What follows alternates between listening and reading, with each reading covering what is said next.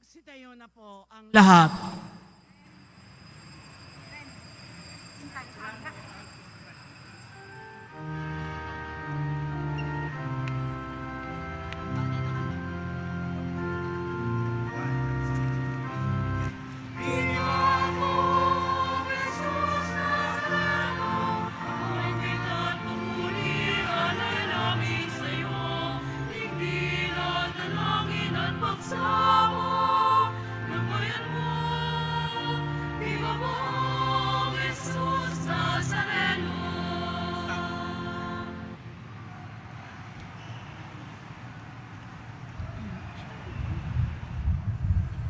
Sa ngalan ng Ama at ng Anak at ng Espiritu Santo, Amen. ang pagpapala ng ating Panginoong Hesukristo, ang pag-ibig ng Diyos Ama, at ang pakikipagkaisa ng Espiritu Santo, naway sumainyong lahat.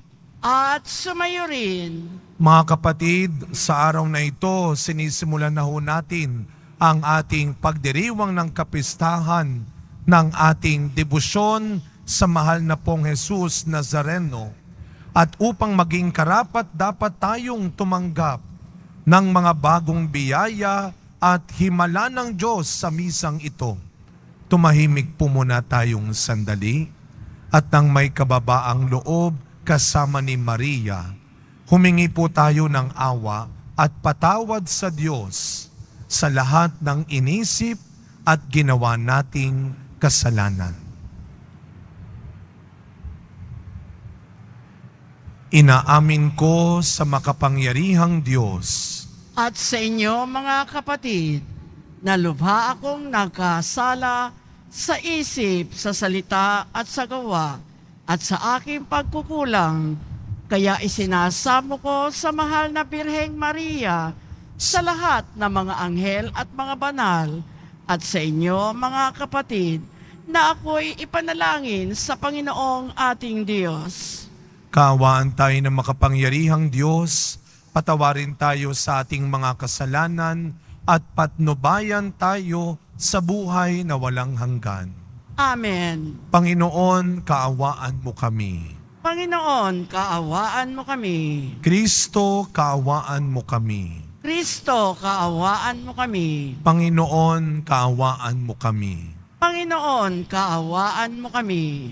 Papuri sa Diyos sa kaitasan.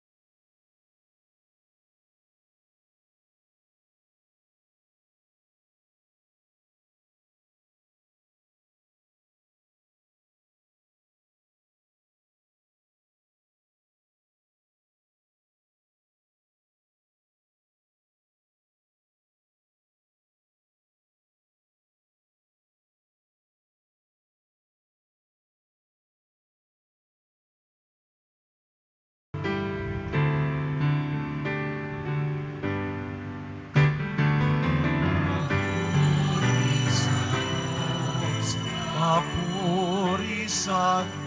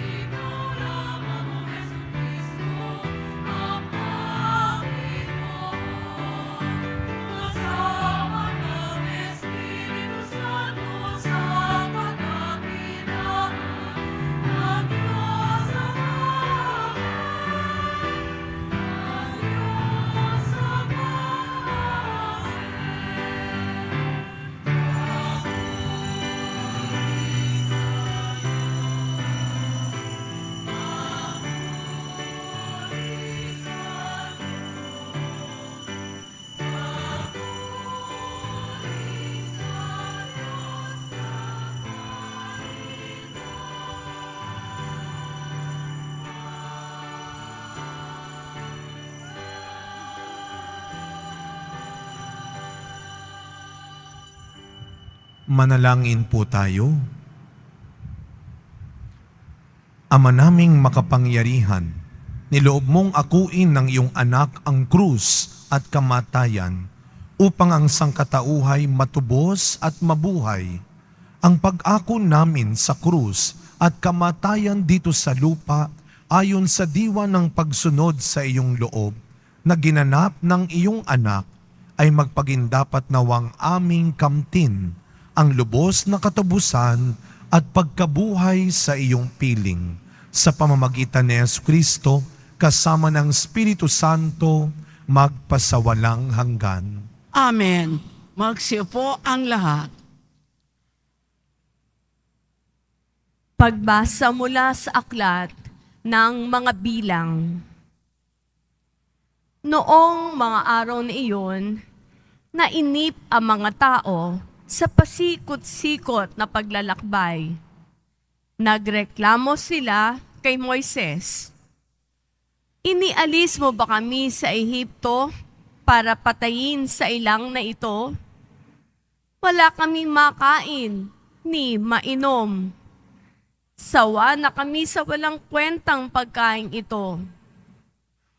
Dahil dito, sila'y pinadalhan ng Panginoon ng makamandag na ahas, at sinumang matuka nito ay namamatay. Kaya lumapit sila kay Moises. Sinabi nila, "Nagkasala kami sa Panginoon at sa iyo. Idalangin mo sa kanyang paalisin ang mga ahas na ito." Dumalangin nga si Moises at ganito ang sagot sa kanya ng Panginoon, "Gumawa ka ng isang ahas na tanso. Ilagay mo iyon sa dulo ng isang tikin, at sino mang natuklaw ng ahas na tumingin doon ay hindi mamamatay." Gayon nga ang ginawa ni Moises. Mula noon, lahat ng matuklaw ng ahas, ngunit tumingin sa ahas na tanso, ay hindi namamatay. Ang salita ng Diyos. Salamat sa Diyos.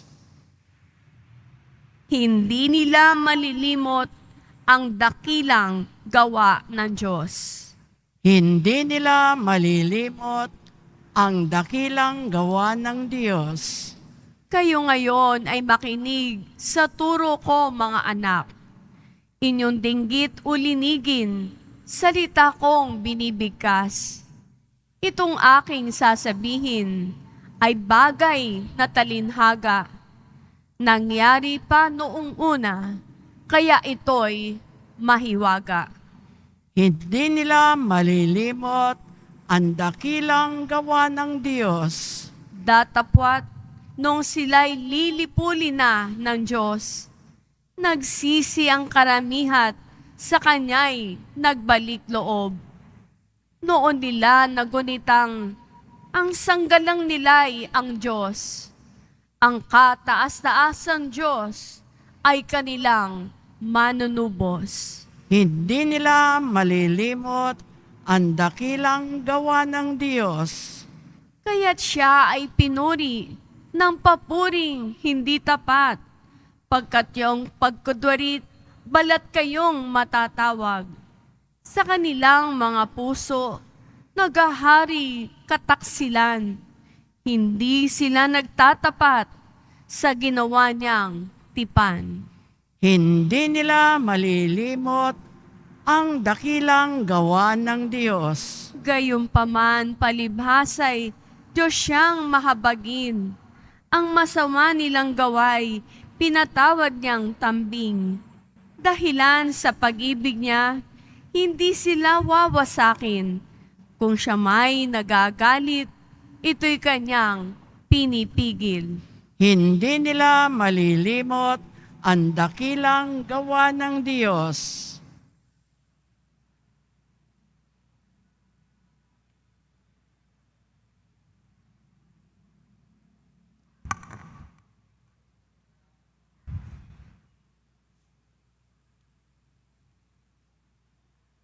Pagbasa mula sa sulat ni Apostol San Pablo sa mga taga-Filipos.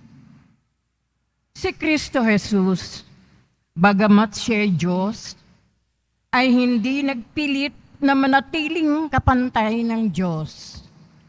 Bagkus, hinubad niya ang lahat ng katangian ng pagka-Diyos. Nagkatawang tao at namuhay na isang alipin. Nang maging tao, siya'y nagpakababa at naging masunurin hanggang kamatayan. Oo, hanggang kamatayan sa krus. Kaya naman, siya'y itinampok ng Diyos at binigyan ng pangalang higit sa lahat ng pangalan. Ano pat ang lahat ng nilalang na nasa langit, nasa lupa, nasa ilalim ng lupa, ay maninikluhod at sasama sa Kanya. At ipapahayag ng lahat na si Jesucristo ang Panginoon sa ikararangal ng Diyos Ama. Ang salita ng Diyos. Salamat sa Diyos. Magsitayo na po ang lahat.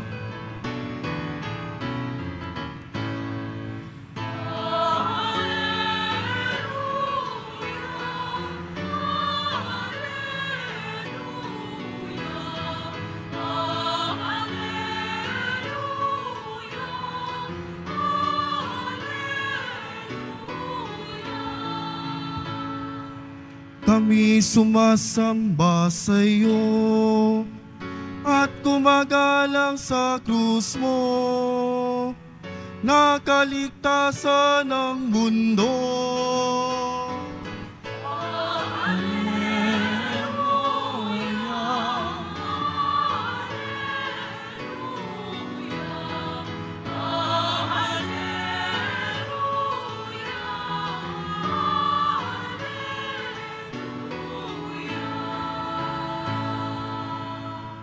Sumainyo ang Panginoon. At sumayo rin Ang mabuting balita ng Panginoon ayon kay San Juan. papuri sa iyo, Panginoon. Noong panahong iyon, sinabi ni Jesus kay Nicodemo, walang umakyat sa langit, kundi ang bumaba mula sa langit, ang anak ng tao. At kung paanong itinaas ni Moises ang ahas doon sa ilang, gayon din naman, kailangang itaas ang anak ng tao upang ang sinumang sumampalataya sa Kanya ay magkaroon ng buhay na walang hanggan. Gayon na lamang ang pag-ibig ng Diyos sa sanlibutan, kaya ibinigay niya ang Kanyang bugtong na anak, upang ang sumampalataya sa Kanya ay hindi mapahamak, kundi magkaroon ng buhay na walang hanggan.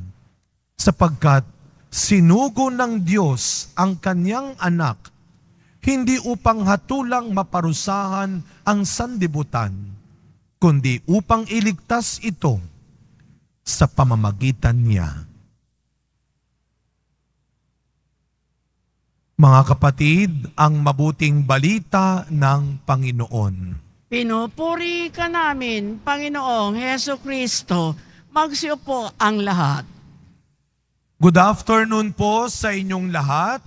Afternoon, Father. 9 ng Enero, Happy Fiesta mga kadeboto. Palakpakan natin ang ating mahal na pong Jesus Nazareno. Batiin natin ang bawat isa. Happy Fiesta! At mga kapatid, muli, sama-sama natin ngayong ipinahahayag, ipinakikita ang ating dakilang pagmamahal, pananampalataya sa ating mahal na pong Jesus Nazareno. Isang mas malakas na palakpak ng papuri at pasasalamat para sa Kanya. No? Mga kapatid, ang Panginoong Poong Jesus Nazareno, ang poong ating laging tinatawagan, ang lagi nating nilalapitan, ang lagi nating kinakapitan, ang lagi nating pinaniniwalaan. Mga kapatid, araw ngayon ng Poong Jesus na Nazareno na nagligtas at patuloy na nagpapala sa mas dumadaming deboto sa bansa at sa iba't ibang panig ng mundo. Alam ho ninyo, kahit yung mga kababayan nating deboto sa ibang bansa, kagabi nagkaroon kami ng online kamustahan. Nakakatuwa pong maibalita sa inyo. Ang mga kababayan nating deboto sa ibang bansa, Israel, Canada, United Kingdom, sa Singapore, sa Amerika, kagaya natin, nagdiriwang din sila ng ating debosyon sa Poong Nazareno. At araw-araw man natin itong dapat gawin, pero lalo na ngayon, sa araw na ito mga kapatid, ipinapakita, nagpapatotoo tayo sa maraming dakila at mabuting bagay na ginawa ng Poong Jesus Nazareno sa ating buhay. Kaya sabihin natin ng malakas, salamat po, Panginoon. Palakpakan natin ang ating Panginoon sa lahat ng kanyang biyayang ginawa at binigay sa atin. Mga kadeboto, pagkatapos ng 3 taon ng madilim at mahirap na karanasan ng pandemya, ngayon, mas magagawa nating muli ang mga bagay na ginagawa natin kapag piyesta ng Poong Nazareno. May pahalik doon sa grandstand. 33 ang ating misa. Meron tayong mga kapatid na nagpapakain, pakaridad. At bukas, masasaksihan muli natin ang dagat ng mga debotong sasama sa traslasyon. Pero ganun pa man, bilang mga tao, huwag tayo mag-alala. Magagawa na natin ang lahat ng ito, pero bilang mga tao, minsan, mareklamo pa rin. Katulad tayo ng mga Israelita sa unang pagbasa natin. Nagpasalamat tayo, pumalakpak tayo dahil binless tayo, pero aminin natin, minsan, para tayong mga Israelita sa unang pagbasa natin, nagreklamo kay Moises nung makaramdam sila ulit ng gutom, ng pagod. Grabe sila. Parang tayo kung minsan. Yung parang ikaw, kapag naubos na ang binigay ng Diyos sa'yo, kapag ibang tao naman ang tila pinagpapala at gumiginhawa, aminin mo, kuminsan, kung magreklamo ka, kung manginsulto ka sa Diyos, wagas. Parang walang nagawang maganda ang Diyos sa iyo. Kaya kanina, kung sinabi natin, Panginoon, maraming salamat. Ngayon, nang may kapakumbabaan, sabihin natin, Lord, patawarin mo ako. O bakit para yata ngayon natin sabihin natin ng malakas, Lord, patawarin mo ako. Sana galing sa puso yan. Itong pagkakataon na ito, sa araw ng kapistahan, hindi lang tayo nagpapasalamat, humihingi rin tayo ng tawad. Pero ganun pa man, kahit na tayo ay nakakalimot, tapat ang Panginoon sa kanyang kabutihan. Kaya nga siya naging tao, kagaya natin, para turuan tayo, tulungan tayo, na tumahak pa rin sa landas ng kabutihan. Sabi nga ni Pablo sa ating ikalawang pagbasa, hinubad ng Diyos o hinubad ni Kristo ang kanyang pagka-Diyos. At hindi lang siya naging tao, kundi siya ay namuhay bilang isang alipin. Kaya mga kapatid, mga kadeboto, makinig po kayo. Ang deboto, hindi naghahari-harian. Ang deboto, hindi nagjo-Diyos-Diyosan. Kung paano naglingkod ang Panginoon sa mga maliliit, sa mga marurumi, sa mga mahihina, sa mga mabababa, nang may katapatan at kagalakan, dapat ganon din ang mga deboto niya. Ang tunay na deboto, hindi lang mapagkumbaba. Ang tunay na deboto, hindi madamot, hindi mayabang. Ang deboto ng Poong Nazareno. Bigyan man ako ng all-access ID. VIP man ang upuan ko. Opisyal man ang tawag sa akin, matagal man o matanda na akong deboto, kung wala naman akong mabuting ginagawa, at kung wala akong magandang pag-uugali, nakakahiya ako. Mga kadeboto, kung paano hindi na sa ahas na tanso na ginawa ng tao, kundi kay Kristong nag-alay ng sarili sa krus, magkakaroon ng kaligtasan ang mga taong nagkasala.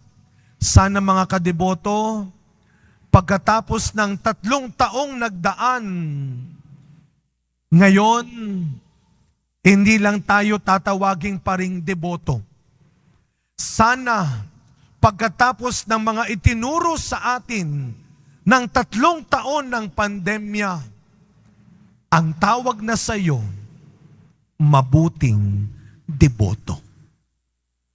Marunong kang magpatawad, marunong maawa, marunong sumunod, marunong magbigay, marunong magbago. Sana, hindi ka lang deboto. Sana, mabuting deboto ka na. Sabihin mo sa katabi mo, mabuting deboto ka. Bakit parang hindi ko kayo naniniwala na, Father, siniko nga ako nito kanina nakipagtulakan nga ito kanina. Lahat ng magsisikap ngayong taon na maging mabuting deboto, pumalakpak ng malakas.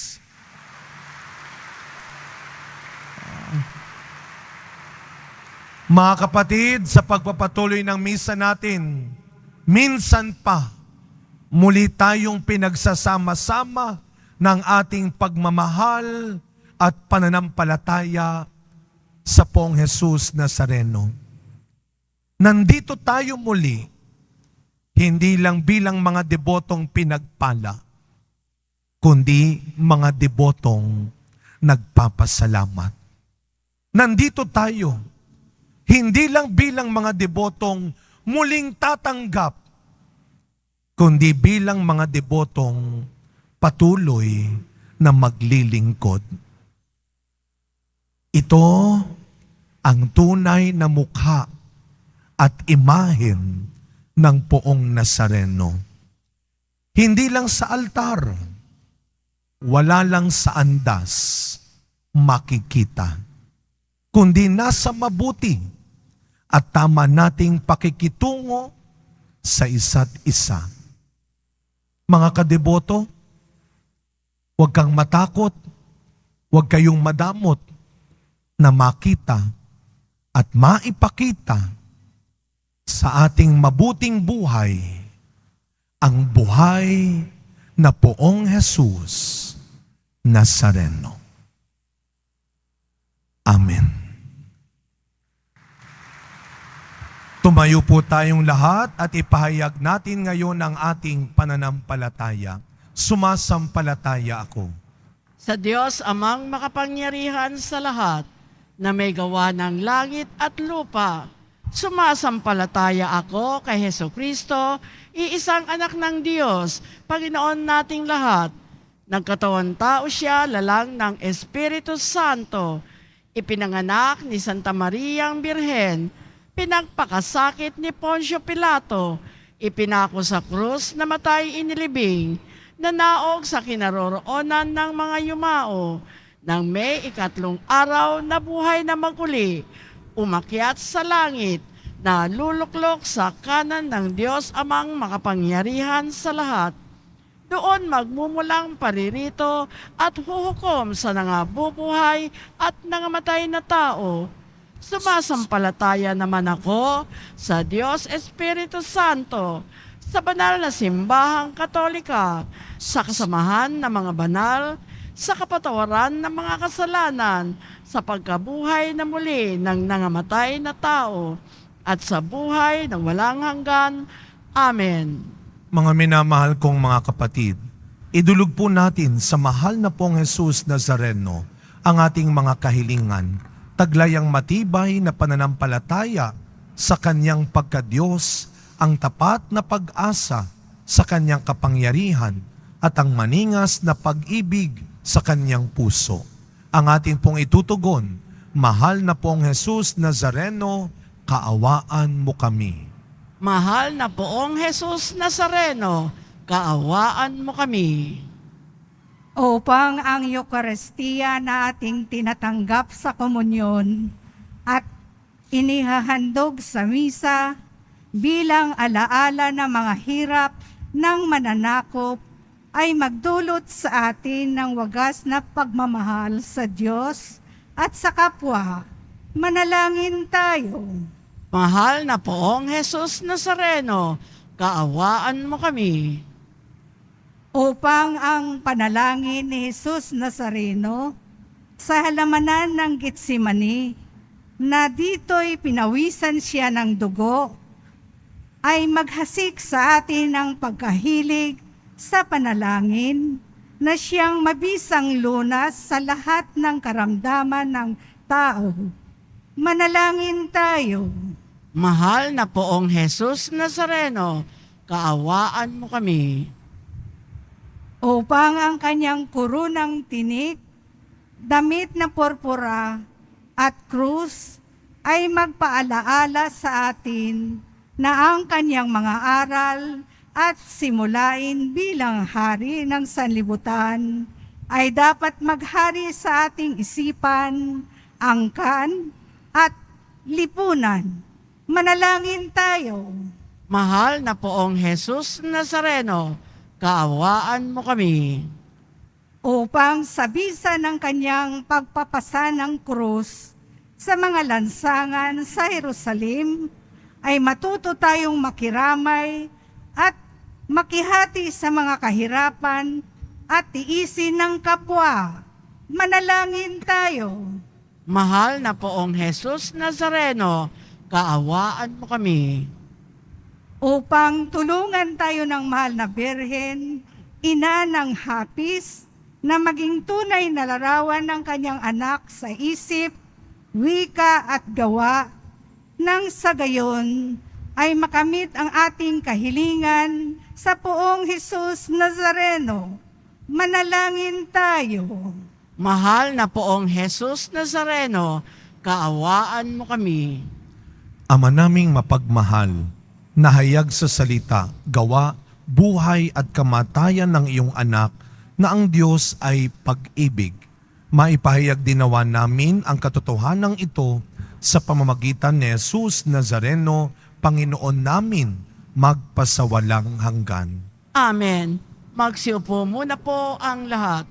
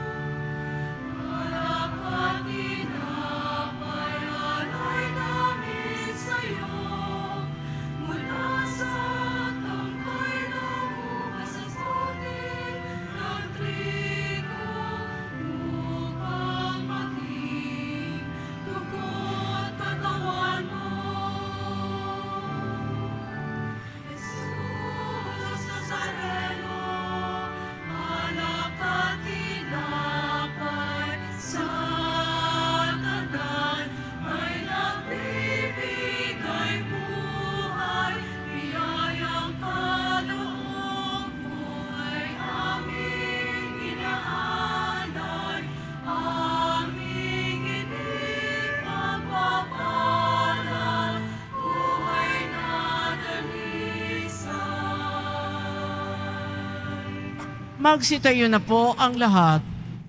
Manalangin kayo mga kapatid upang ang paghahain natin ay kalugdan ng Diyos amang makapangyarihan. Tanggapin nawa ng Panginoon itong paghahain sa iyong mga kamay sa kapurihan niya at karangalan sa ating kapakinabangan at sa buong sambayanan niyang banal.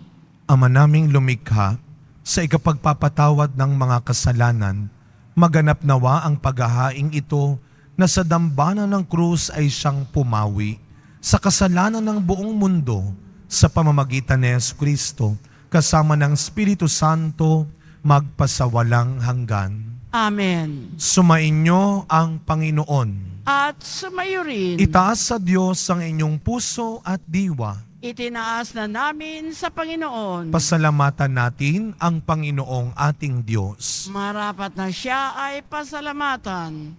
Ama naming makapangyarihan, tunay nga pong marapat na ikaw ay aming pasalamatan. Iyong ipinasyang sa kahoy na krus, ang sangkatauhay tubusin ni Jesus. Sa punong kahoy, nagkapuwang ang kamatayan. Sa kahoy na krus, itinanghalang pagkabuhay. Sa punong kahoy, nanaig ang sumuway sa iyo. Sa kahoy na krus, siya'y nadaig ng masunuring anak mo. Kaya kaisa ng mga anghel na nagsisiawit ng papuri sa iyo, nang walang humpay sa kalangitan, kami nagbubunyi sa iyong kadakilaan.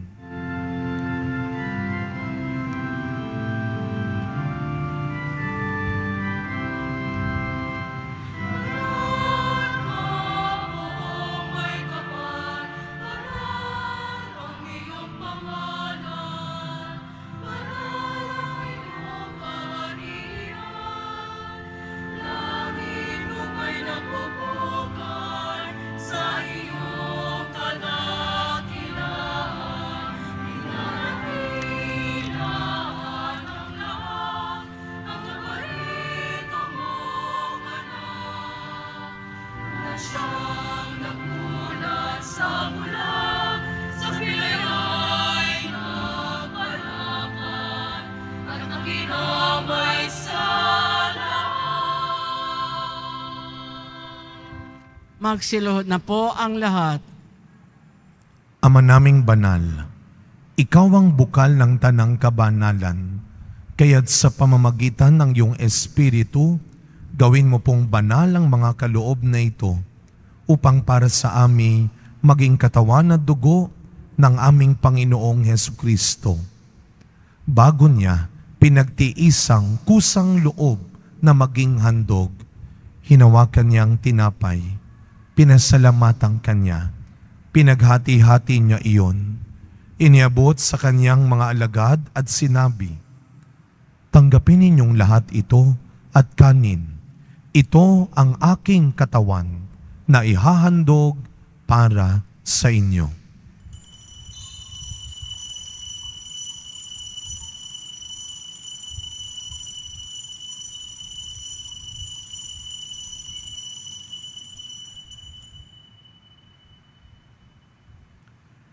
Gayun din naman, nung matapos ang hapunan, hinawakan niya ang kalis, muli kanyang pinasalamatan. Iniabot niya ang kalis sa kanyang mga alagad at sinabi, "Tanggapin ninyong lahat ito at inumin. Ito ang kalis ng aking dugo, ng bago at walang hanggang tipan. Ang aking dugo na ibubuhos para sa inyo at para sa lahat, sa ikapagpapatawad ng mga kasalanan. Gawin ninyo ito sa pag-alala sa akin."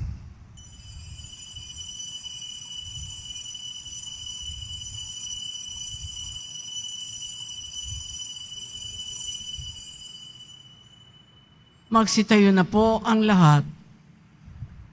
Ang misteryo ng pananampalataya.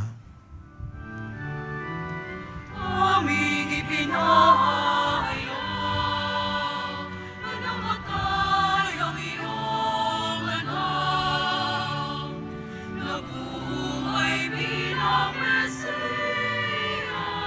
at magbabalik sa wakas para maayos sa lahat. Ama, ginagawa po namin ngayon ang pag-alala sa pagkamatay at muling pagkabuhay ng iyong anak. Kaya tinaalay po namin sa iyo ang